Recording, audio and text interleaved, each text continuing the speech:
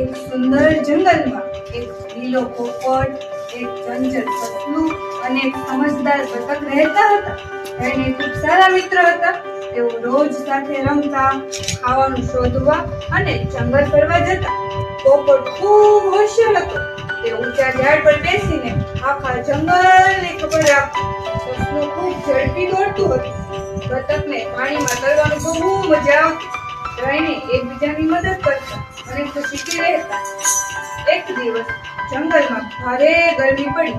નદી અને તળાવનું પાણી ધીમે ધીમે ઓછું થવા લાગ્યું. બધા પ્રાણીઓને ચિંતામાં પડી ગયા. સસલાએ કહ્યું, જો પાણી ઉડી જશે તો આપણે શું કરીશું? હું ઝડપથી દોડી જઈને રસ્તો તપાસ્યો. સસલું આગળ દોડ્યું અને તેણે જોયું કે ખાડો ખરેખર મોટો હતો. પણ પ્રાણીઓ સરળતાથી પાર જઈ શકે તેમ ન હતું. ત્યારે બતકે વિચાર્યું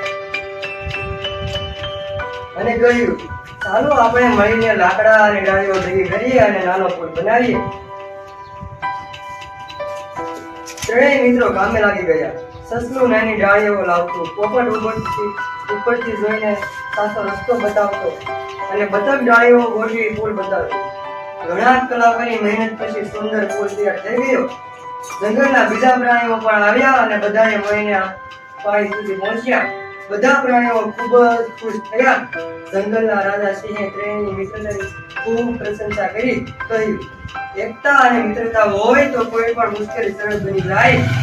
તે દિવસ પછી પોપટ, સસલું અને બતક જંગલમાં બધાના પ્રિય બની ગયા. તેઓ હંમેશા એકબીજાની મદદ કરતા અને આનંદથી રહેતા.